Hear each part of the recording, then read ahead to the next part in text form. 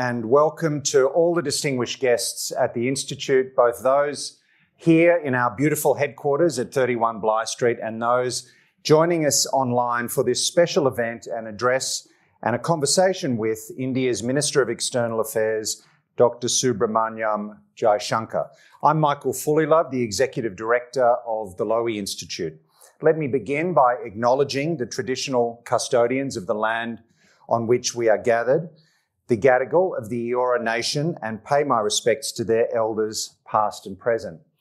Ladies and gentlemen, it gives me great personal pleasure to host my friend Dr. Jaishankar at the Institute this evening. He and I were introduced more than a decade ago by his son Dhruva, who was a colleague of mine at the Brookings Institution in Washington, D.C. in the late noughties. And Dhruva has been a non-resident fellow here at the Institute for some years. He's doing a fabulous job in Washington, of course, running ORF America. This year, Jai, I couldn't be at the Raisina dialogue, but Samir Saran and Dhruva were kind enough to invite me to participate in Raisina, DC, at a panel with Michelle Flournoy and Senator Bill Haggerty and Mira Raphoopa from the National Security Council that was beamed into Raisina, and I was grateful for that courtesy. Ladies and gentlemen, I've known and admired Jai for more than a decade, and in that period I've called on him in Beijing and Washington, where he was representing the Republic of India. I've called on him in Delhi when he was heading up India's Foreign Service as Foreign Secretary. And now, of course, we're delighted to host him as the Minister. He spoke actually virtually at the Institute in 2020 during the pandemic. And last year, he was kind enough to invite me to give the Atal Bihari Vajpayee lecture, which was a great honour. Dr. Jaishankar and I are both great cricket fans, and today he's had a big day. He went up in a chopper. He inspected a lot of ADF assets, and he was at the SCG where he was personally escorted by Steve Waugh. So let me say, Jai, I am fully aware that I'm playing second fiddle today. But I have always thought that the game of cricket is a lot like the great game of foreign affairs. Things are opaque in cricket as in diplomacy. Sometimes a draw is actually a win. The weather conditions and the state of the pitch are critical. The ball swings in the air and it jumps off the pitch. Sometimes it flies at your head. And in foreign policy too, the decision-making environment is fast and fluid. And that's certainly the case today. It seems to me the relationship between New Delhi and Canberra in a way has the character of a long Steve Waugh innings, if you'll allow me, Minister. We started off slowly, we dug in, we got our eye in, but now that we've settled in, we're taking our shots and the runs are flowing. I might say I wish they had been flowing a little more in Australia's direction during the recent T20 series. Australia has many things that bind us together. We have deep historical and personal connections. There is a brilliant and talented Indian diaspora in this country. But increasingly, we also have a shared view of the world. Through organisations such as the Quad, Australia and India are demonstrating the shared conviction that all countries should have the right to make their own way in the world free of coercion. No country should be forced to live in another's shadow. So our worldviews are coming closer. Our bilateral cooperation is also growing. In 2020, we set up the Comprehensive Strategic Partnership. In April this year, we signed the India-Australia Economic Cooperation and Trade Agreement. We've increased the pace of military exercises. There are also some welcome positive signs on the economic front with an uptick in two-way trade last year. Many of us still feel that the private sector has been a bit slow to catch up with these developments, but I'm sure that with visits like this by the Minister and the work of people such as Ashok Jacob, those things will also speed up. Working together, I really believe that countries such as Australia and India have the wherewithal to help shape Asia's future. But first, we need to believe in ourselves and in each other. Ladies and gentlemen, the former US Ambassador to India, Richard Verma, described Dr. Jaishankar as one of the world's best diplomats, and I agree. Dr. Jaishankar was born into a distinguished family of high achievers. He is a graduate of St. Stephen's College at the University of Delhi, and he earned his doctorate from Jawaharlal Nehru University, specialising in nuclear diplomacy, which is probably useful at the moment. He joined the Foreign Service in 1977. He served in capitals such as Moscow and Tokyo. He was ambassador or high commissioner in Prague, Singapore, Beijing, and Washington. He also held a number of important posts in India, culminating in his appointment as Foreign Secretary. After retiring from the Foreign Service in 2018, Dr. Jaishankar joined Tata Sons. But following the 2019 election, Prime Minister Modi appointed him Minister of External Affairs, the first Foreign Secretary, I think, to occupy room 172 in South Block. Ladies and gentlemen, please join me in welcoming India's Minister for External Affairs, His Excellency, Dr. Subramaniam Jaishankar. Jai. Good evening. Dr. Michael Fulilov, High Commissioner, dear friends. Let me begin by emphasizing what a great pleasure it is to be back here. I've been here physically once before and virtually a few times.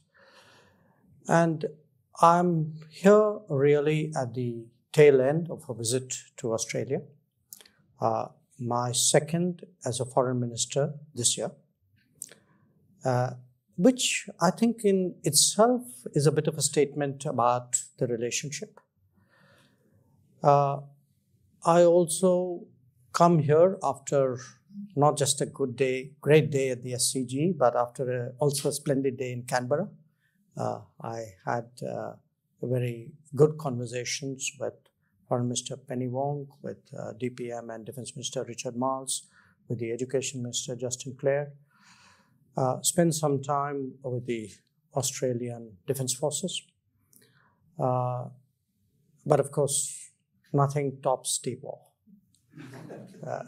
Now, I think perhaps, Michael, we've once discussed the idea of writing a serious book on diplomacy, which is disguised as a serious book on cricket. Because there are actually, they're both very competitive occupations. And there's a lot really that one can learn from any kind of competition if you were to transpose its lessons to a different domain. And in fact, when I was walking around with Steve Waugh, and a lot of his conversations were about him and Sachin Tendulkar, it did strike me that he'd be kind of a useful guy to have around with you when you are strategizing, when you're looking at a difficult world, at trying to read bowlers and pitches, and as he was actually telling me what a difference having support from the crowd does. So there were some interesting and instructive observations there. But let me come back to really the serious business, the India-Australia relationship, which has been the focus of my visit. I am the 6th minister of the Modi government to visit Australia this year, after the Labour government has come to power. And that in itself should tell you something about the seriousness with which we approach this relationship. During this period, of course, we've had the Deputy Prime Minister and Defence Minister visit India, a Premier and a Deputy Premier from Australia as well. We've had a Chief of Naval Staff from India. We've had two significant military exercises in which India has participated. And I cite all those examples to you as a sign of this changing relationship that we speak about. Now, what has led us to discover or rediscover each other more profoundly than before? I think it's a combination of factors. Some of it are the changes in our own societies. Some of it are broadening interests as we have both become more globalized, and in India's case, as we have started to look and act eastwards in the last quarter century. And some part of it, I think, is also an outcome of the larger geopolitical changes in the world, changes which directly impact the region, of which India is on one side and Australia at the other end of the periphery. Now, my sense today is, given the interest we have, given the relevance that we have for each other's strategy and calculations, I clearly have the confidence that this relationship is going to pick up steam very, very rapidly. We passed one milestone with the conclusion earlier this year of a free trade agreement, which is currently under the process of ratification. It also included some changes in business practices, which would make it much easier for our companies to work with each other. This is in the domain of tax. I have seen a great deal of interest in Australia about enhancing the quality and the scale of the education interface between us. And when I look at other businesses which would be natural to Australia, minerals, energy, agriculture, I think there are possibilities here. And the 6 ministers who came, the 5 apart from me, a lot of their attention were actually devoted to exploring these opportunities in the relationship. Having said that, I would like to place this relationship in the larger context of global politics. I think in an immediate sense, we are grappling with what I would call a 3C challenge, which is COVID, conflict, and climate change. I think these are the 3 big issues which have disrupted world politics, disrupted the world economy. And in many ways, I think they frame the larger context in which India and Australia discuss world politics. But preceding those, or certainly preceding the Ukraine conflict and the COVID, are the longer term changes which have been unfolding really over multiple decades. Changes which perhaps had one big inflection point in the global financial crisis of 2008. The fact that we are looking at a much broader distribution of power and influence in the world, that conversations and decisions are no longer as narrow as they used to be. I would say the global rebalancing in many ways is a even bigger picture in which we need to look at the relationship.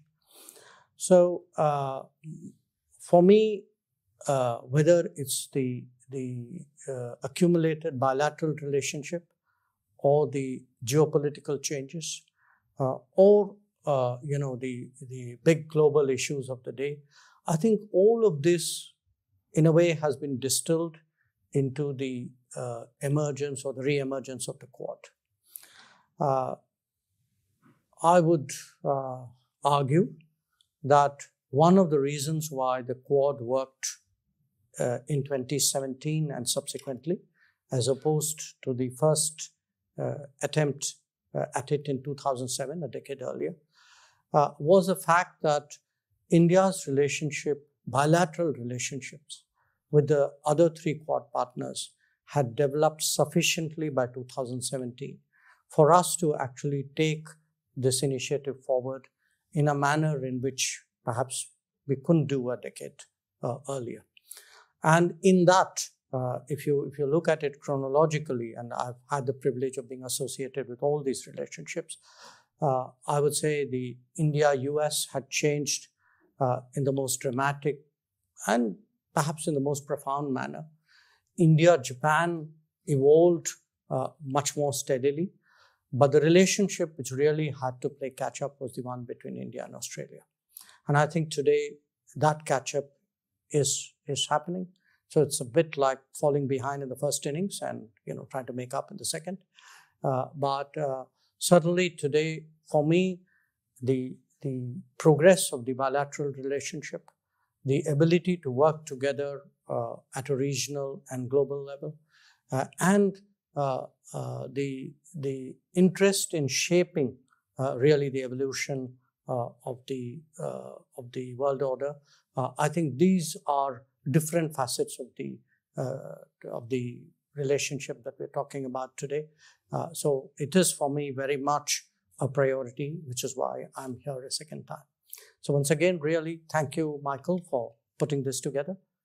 And I look forward to the conversation.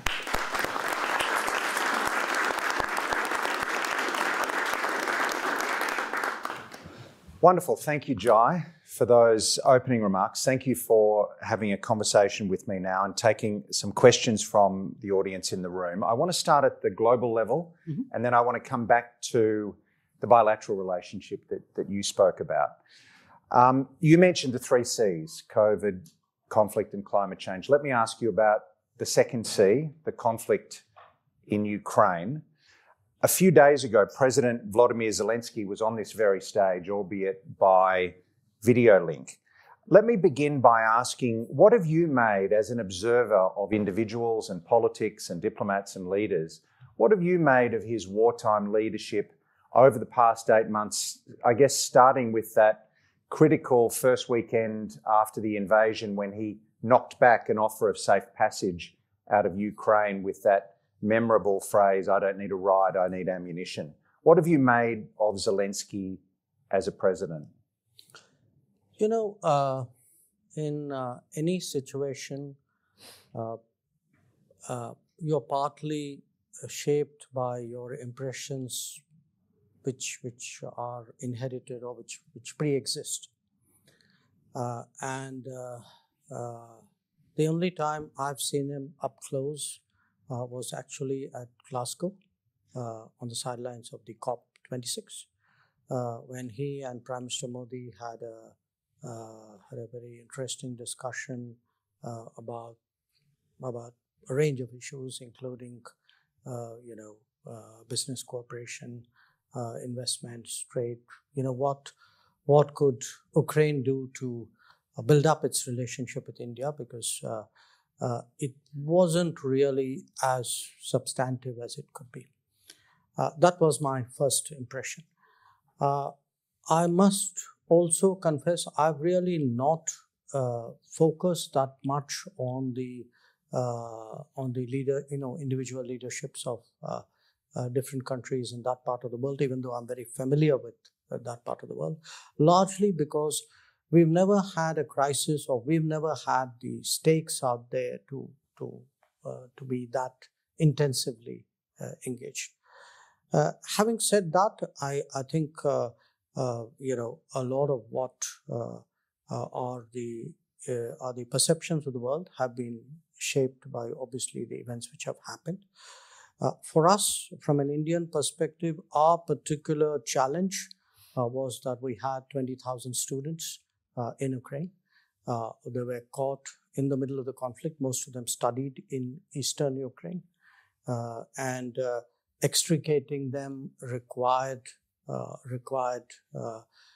not just diplomacy in the normal sense, but actually having Prime Minister Modi call up Zelensky, call up Putin, engage me talking to Kuleba and to Lavrov and at various other levels. So I think there's a kind of a cumulative picture out here. certainly our expectation would be that he's somebody we will continue to be engaged with. In fact, Prime Minister Modi spoke to him last week. In what we believe is the need to return to the path of diplomacy and dialogue, because we honestly don't think this conflict is helping anybody at all. As an analyst, how do you think the war in Ukraine is altering the balance of power in the world? A lot of people say that it is exposing authoritarian states as brittle and weaker than we thought they were previously. What would you say? It's a bit like that French Revolution question which was asked of Zhou Enlai. I really honestly think it's a bit early in the day to reach very strong conclusions. I mean, this is a conflict which has gone in many ways in unanticipated directions. So if your first 6 months were not exactly predictable, I'm not sure I'd be in a hurry to reach a conclusion right now. And that's not a dodge. It's a genuine, I would say, withholding of judgment, because I don't think anybody serious right now can quite predict where this conflict is going. We've seen dreadful images out of Ukraine over the last 24 hours. Can I invite you to comment on those missile strikes? Look, we actually, like many other countries, we issued a statement yesterday on that, and we really think that targeting infrastructure and causing civilian deaths is in any part of the world anywhere. I mean, obviously, here you're talking specifically about Ukraine. I mean, this is not something that is acceptable. And I think our effort has been to keep pressing for a return to diplomacy and dialogue. Speaking of diplomacy, in President Zelensky's remarks to the Institute, I asked him, what would you like Australia to do for Ukraine? And he asked that Australia use its influence at the United Nations to convince as many countries as possible to vote later this week for a resolution in the General Assembly condemning Russia's annexation, alleged annexation of 4 Ukrainian territories. Can you tell us how India will vote in that vote? I was asked this question yesterday at a press conference, so I have to give you the same reply. You can give us a different one if you want to reveal more information. Well, I could give you a different one with the same message, which is normally, nobody puts their vote out, the decision to vote out in front. I mean, you take the call when you have to. We continue to be guided by the need, because look, you have to understand something. A large part of the world today is hurting because of this conflict. It's hurting because their daily lives are impacted in a very, very damaging manner. And these countries with whom we identify ourselves, most of these are countries of the global south. They are actually feeling frustrated because they feel that their problems are being neglected. They're not being recognized by the global debates. And that for them, some kind of a speedy remedy to the challenges that they face in terms of energy security, food security, those are really very, very pressing challenges. If as someone who talks to a lot of my peers and engages many of them personally, and I've just come out of a UN General Assembly where I've met close to about 100 foreign ministers. I can tell you the large body of opinion out there is to try to find a way of bringing this conflict to a speedy end and getting back to the negotiating table. And I think it's important that that sentiment should be factored in, and that in the, it's understandable or perhaps to be expected that, different countries in different regions would pursue their priorities and their approaches to this conflict. But if it is pursued in a manner in which a big part of the world,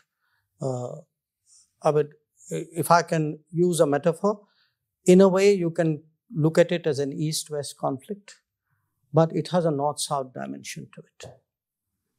And I think if the South feels increasingly that the North is tone deaf, that, that their suffering, their anxieties are not being addressed, I think that's something which will create a new set of problems. And we can sense that very strongly. Let me change tack and ask you about China, if I may. As you know well, for 2 years, Beijing had Canberra in the diplomatic deep freeze. And since the new Australian government took office in May, lines of communication have been reopening in different ways. It did seem to me that communications were never interrupted to quite the same degree between Beijing and Delhi, even in your most difficult periods when there were bloody clashes between your two militaries. Can you give us, I know you're very diplomatic, but can you, given that Australia is going through a transition period in our relationship with China, what would be your advice to Australia about how you re-establish a stable, productive relationship with a country that is so different from our own? I am, especially after I became foreign minister, I'm very careful about giving advice. I'm even more careful about giving advice publicly. What I can share with you is that we've had 2.5 very difficult years in our relationship with China, which has included the first bloodshed we've had on the border after 40 years. And where we actually lost 20 soldiers. But my endeavor has been to keep the communication lines going. In fact, the morning after that, I called up my counterpart Wang Yi and urged him to ensure that there are no escalatory moves or complicating moves on the Chinese side. So for me, diplomacy is about communication. It's not just in relationship to China, even in relationship to your earlier set of comments about Ukraine. If diplomats do not communicate with each other, then what kind of diplomacy do they do? So I really feel, shutting down, talking, burning bridges, and I say this as a general principle. I would not, recommend it to anybody. There can be very testing times. I mean, we have another neighbor with whom we have a very difficult relationship. But, at the end of the day, countries have to deal with each other, and you have to find some way of keeping that going. Let me ask you about India's relationship with the United States. In the past few years, the US has overtaken China, I think, as India's biggest trading partner. There have been a number of steps that have been taken, even in recent years, with intelligence sharing and so on. What sort of changes have you noticed in the relationship since President Biden was elected? How has it changed in different ways as Biden came in? Well, the India-US relationship started changing, I would say, from Clinton's second term. Clinton came to India in 2000. literally the last year of his presidency, he sort of started something moving. Then really George W. Bush, I think, did the big moves thereafter. But it's interesting, you had 5 American presidents, Clinton, Bush, Obama, Trump, Biden. Can't think of 5 people more different from each other, who have disagreed amongst themselves on a whole lot of issues at home and abroad, but who've actually been singularly consistent in the manner in which they have sought to engage India and to enhance our relationship. So, when you are faced with, when you look at that kind of consistency, you realize that in many ways this is deeper than the politics of the day. That this is something which is structural, where there is actually a kind of an establishment consensus, if you would, because remember, they've alternated politically as well. So now, in the case of President Biden, because he's been around for a long time, I've been around a long time, and I can say here's someone who's been around very much longer. He's actually been involved in the growth of the relationship at different points of time. I remember going to see him along with my boss in 2005. At that time, I think, if I remember right, he was the ranking minority member of the Senate Foreign Relations Committee. Dick Lugar was the chairman, and seeking his support for the nuclear deal. So he's known this relationship, or he's seen the evolution of this relationship, and as vice president, when Prime Minister Modi came to the US in 2014, I was the ambassador then. He was vice president, and he was strongly supportive of what we were trying to do. But there's a larger point, I think, about the Biden administration. In one way, it's an extraordinarily experienced administration. If you look at the Secretary of State, the NSA, the Director CIA, the DNI, even the Secretary of Defense. These are people who work multiple administrations, know the world. They're not new on the job. They really put it together. You're really looking at 100+ years of experience out there. Secondly, collectively, I think this is an administration which is very determined to get along with the world, which is willing to make the adjustments in many ways to find, maintain, and develop partners. So I do not mean it in any way as disrespect. It's not easy, if you're the most powerful country in the world, to be necessarily sensitive and necessarily adjusting.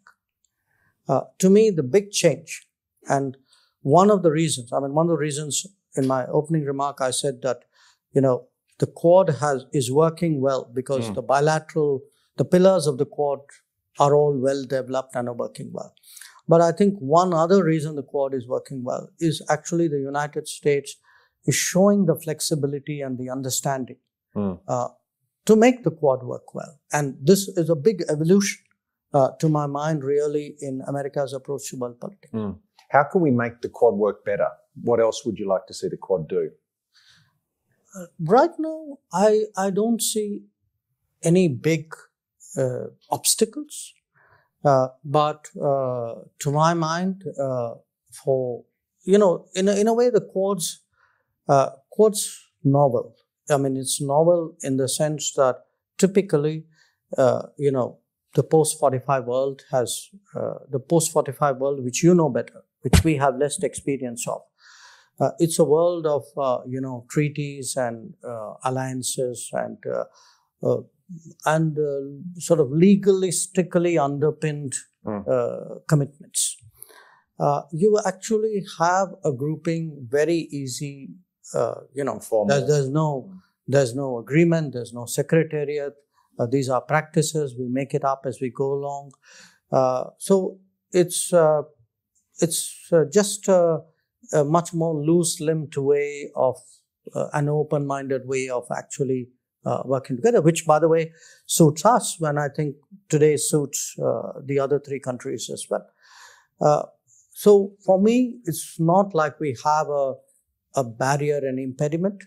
What we probably would need to do is to keep, a bit like your phone, need to keep pressing the refresh button and getting new ideas and, how do you keep growing the agenda? My sense is I've dealt with Quad this time around as both as Foreign Secretary, as the Permanent Secretary before, now as the Minister. I've seen it now grow to the summit level. But the more we work together, the more we will find areas for cooperation. This is actually a kind of exploring and doing at the same time. All right, let me come to the bilateral relationship. When I interviewed you 2 years ago, you said to me that if there is one relationship I take great satisfaction in, it's the India-Australia relationship. As you mentioned, since the change of government, there have been a whole string of Indian ministers visit Australia. You were making interesting comments earlier about how the US-India relationship is changing for structural reasons as much as personal reasons. You talked about an establishment consensus. Is that how you'd characterise the changes in the India-Australia relationship too? Or to ask the question a different way, has it changed since the change of government, change of Prime Minister, change of Foreign Minister? How much of this is personal and how much is structural? I am increasingly getting the impression that it's structural here too. Because quite honestly, we are just as comfortable with this government as we were with the previous one. And bear in mind, because again, if I were to pick an inflection point, in the case of the US, I took Clinton and then Bush as the two inflection points. I think here it was really that Tony Abbott-Modi exchange of visits in 2014, which really set the ball rolling. Since then, we've had multiple prime ministers in Australia, but I think all of them showed a commendable level of interest in growing the relationship.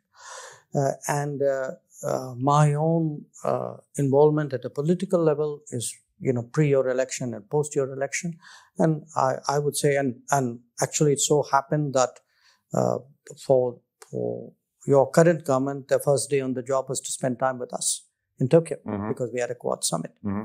So I frankly think it's been a very, very smooth transition. I see just as much interest, same enthusiasm. Whatever was worked out in the last days of the previous government, the trade stuff, the financial stuff is moving along. I think there are a lot of new ideas on the table which will get picked up. I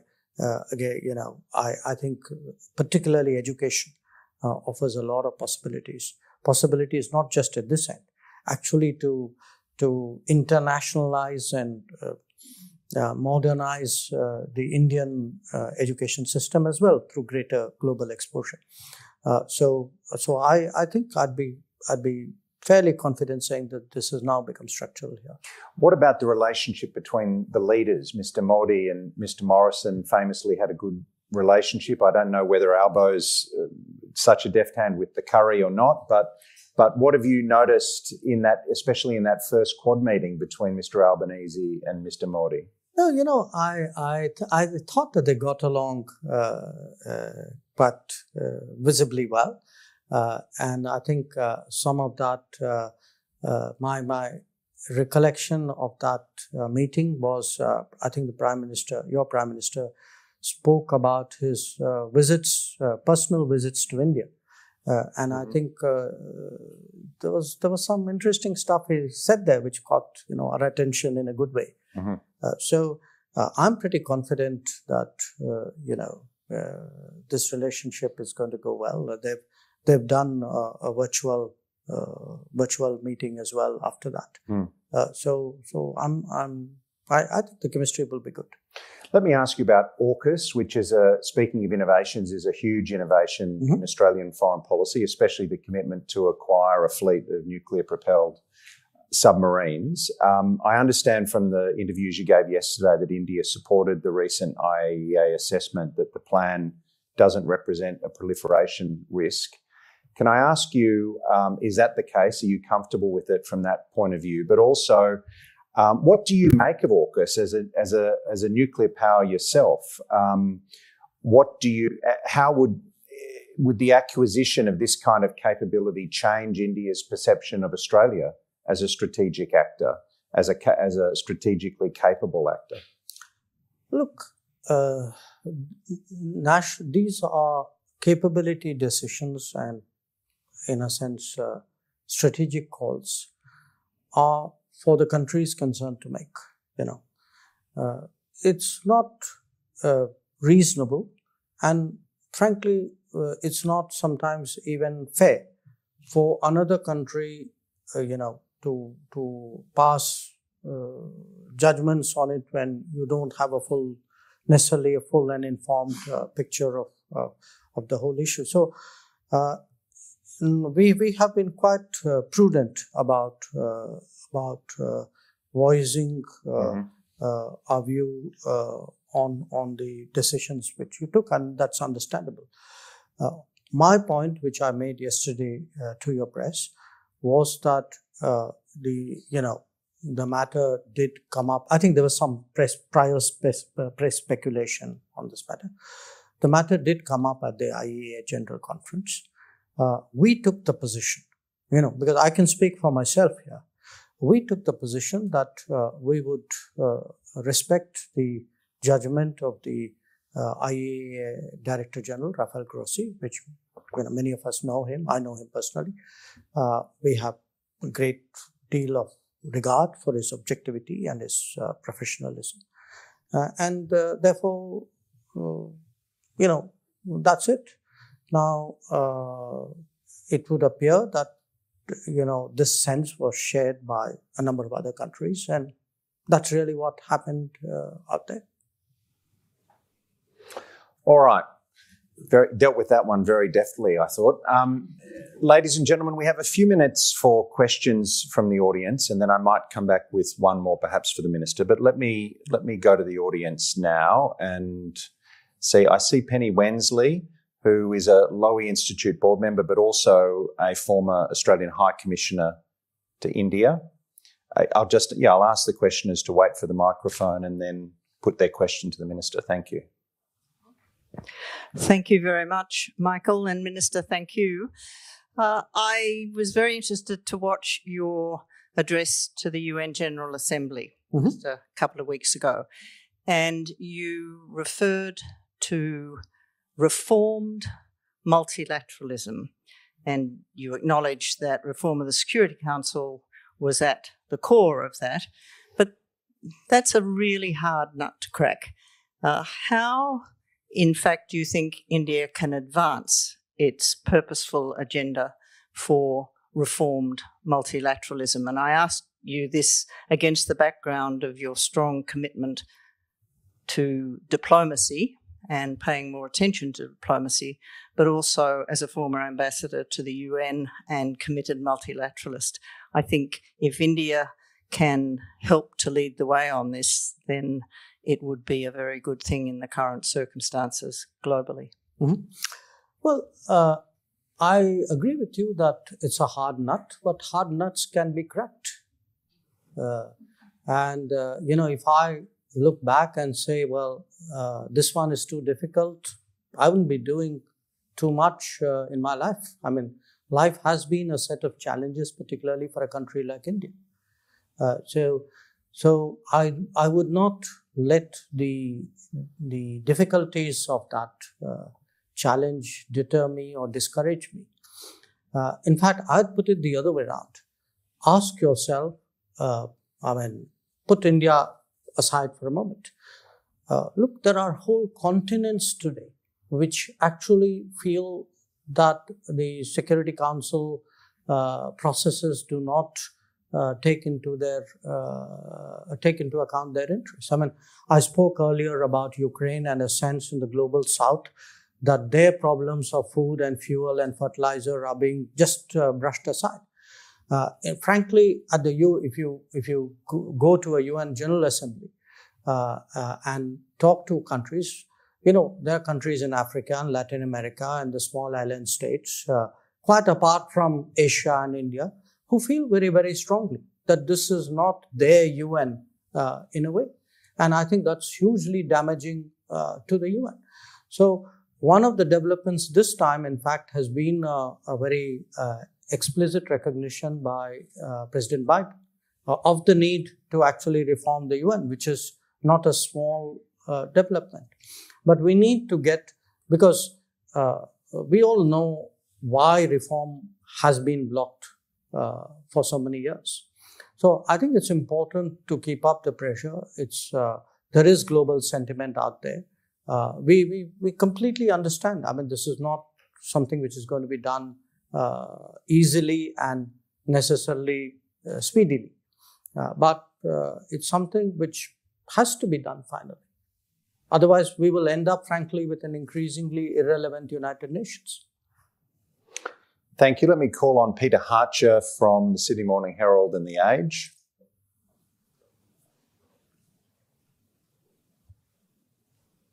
Thank you, Dr. Jaishankar. You used the metric of ministerial visits earlier as an indicator of the intensity of the relationship, which is a good input into relationships. What metric would you want to see in terms of outputs over, say, the next 5 years? What would you like to see the Australia-India relationship achieve specifically over, say, the next 5 years? I think one part of me would like to see better numbers, better trade numbers, better investment numbers, better tourist numbers, better student numbers. One part of me would definitely like to see better chemistry, comfort, that on the difficult problems of the world and difficult problems that we individually face, we have a better ability to work together.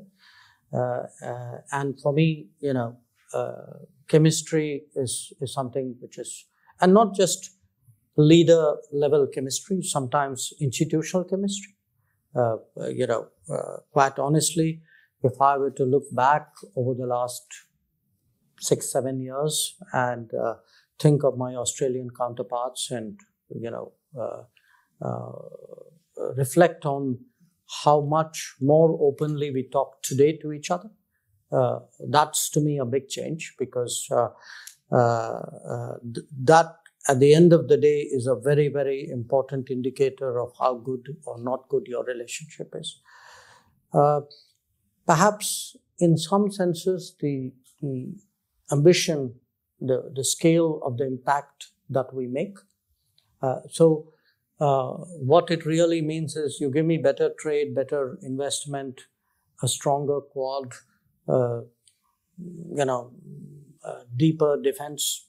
All these are examples of what, how I would measure progress. Thank you. I see Senator Simon Birmingham, the Shadow Foreign Minister. Thank you very much. Thank you, Michael, and thank you to Lowy for hosting this event. Dr. Jaishankar, thank you very much for the commitment you have shown to the Australia-India relationship, the manner in which you have helped to build it, and the seamless way in which you have dealt with the changes of leadership, ministers and governments in our country through that time. You spoke of the 3 C's in challenges that you identified, and it's nice to think about, even though they're all challenging ones, but nice to think about a different set of 3 C's than the ones that culturally often are highlighted in the Australia-India relationship. Can I take you to the C that perhaps hasn't been dealt with in the remarks tonight? Michael and others have touched on the conflict one. COVID, we hope we are putting behind us and moving beyond, but climate change remains a very significant one for global dialogue moving forward. What do you see Australia and other nations like Australia needing to do and not to do in terms of helping to ensure that together we can tackle a challenge like climate change and to help India be able to fulfill your ambitions and missions in growth, but also to decarbonise through that growth agenda? It's now close to a year since we had COP26. We are moving to COP27 next month. If you look back at this year, I think pretty much across the world, the sense of alarm about climate events and climate emergencies has increased very sharply. The parts of the world which have had much more rain than they ever had, and I think I'm probably sitting in one right now. But there are parts of the world where you had, Europe, for example, had a complete shortfall of rain. It was a very hot summer. You're seeing, you're seeing floods, you're seeing heat waves, you're seeing, mountainous events, coastal events.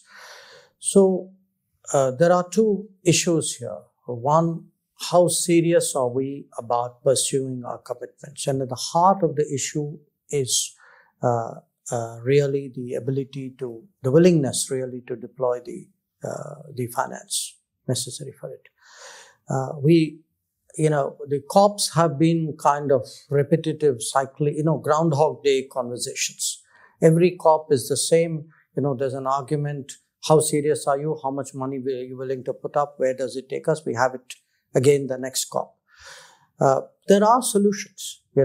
After all, it's not like the world can't find money. The world's, I was in the UN and somebody pointed out to me that 100 billion was the commitment made in Paris for climate change per year. The commitment made for the Ukraine conflict is close to $100 billion. So it's a question of whether we really see it as existential. Are we really willing to act on it? And to say that, the money will come from the private sector. Look, the private sector is not going to lead. Governments have to lead. Multilateral institutions have to lead. I don't, this is not a failure of imagination. It's actually an unwillingness to really, to put the necessary resources out there. At the end of the day, I'm not completely convinced the people who say this is existential believe that. So we really think that it's important to step up. On India's part, what we have done is we've said, look, we are prepared to do what it takes in India because climate change is not something which is we can keep away through negotiation. It's going to happen anyway. So you look at the changes in India in terms of our renewable programs, energy efficiency programs, the smart city programs, the lifestyle adjustment campaigns which we've been leading. We will do our part in terms of climate action, but we do believe that there is a climate justice part to it. There are countries who may not have the capabilities and resources that we have, and that they do deserve more than a helping hand. So I would say it's important for the global debates today not to be consumed by any single issue, however important those issues are. We can't run the world as a one agenda world. I'm going to take the last question, Minister, and change tack one more time. You mentioned at the UN recently, you met, I think, with 100 foreign ministers from around the world. Yeah. Let me ask you, when you look at those foreign ministers, or if you want to be diplomatic, look at other foreign ministers you've observed in the past or leaders, is there one individual that you've encountered that you really admired as a professional, as a minister or a diplomat, in his or her ability to prosecute their country's interests and push their values? Is there someone that really you learned a lot from? That one I have to dodge, because if I said that, I will lose a lot of friends. But What about someone from history then? I've actually made some discoveries. I must tell you. In my country, typically, and I guess in yours too, our system of politics, you have politicians who become ministers. And so mostly foreign ministers are people who spend their entire life in politics. So I'm an exception in a way in mind. There's been one other diplomat who's been a foreign minister. When I became foreign minister, I actually discovered a very large number of foreign ministers are actually diplomats, where diplomats who got kind of promoted progressively. And this is the tradition in their countries. And, when you work with people, frankly, each one of them, there's something you kind of take away. I know that sounds terribly diplomatic, but actually, I give you, it's a bit like cricket, okay? You bowl at anybody. There's nobody you play against from whom you don't have, you are studying them all the time, saying, okay, this is the weakness, this is the strength. Don't bowl outside the off stump to this guy. So it's a bit like that. You keep assessing, you keep probing, you keep learning. There are people, with whom I'd take chances. There are people with whom I wouldn't. So there's not a Steve Waugh of diplomacy that you want to nominate tonight? Not publicly, no. Okay, all right. Well, ladies and gentlemen, this is a limited overs match tonight, so we're going to draw a line under it. I think he had a pretty good innings at the Lowy Institute tonight. I did my best to bowl up a few googlies and even the odd doosra, but he just pretty effortlessly, I think, hit them to the boundary. I did hear him commit at the beginning to a co-authored book between Jaishankar and me on cricket and diplomacy, so I think I have witnesses for that point.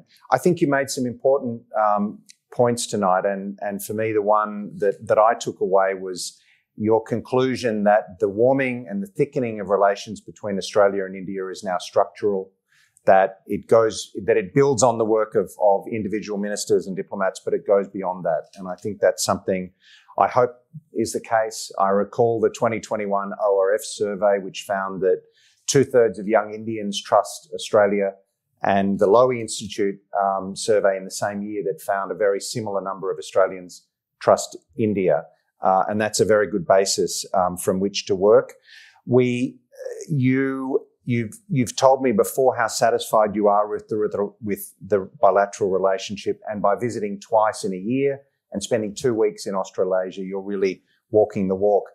We always have to look for new ways of thickening the relationship. We hope that Mr. Modi will be visiting Australia next year for the Quad Leaders meeting. And of course, if we wanted a practical way of thickening it, then getting Mr. Modi on the Lowy Institute stage, I think would be an important one. So we can take that away as a joint exercise. Ladies and gentlemen, it's been, I think, a real treat to have so much time with the Minister tonight. So please join me in thanking His Excellency, Dr. Subramanian.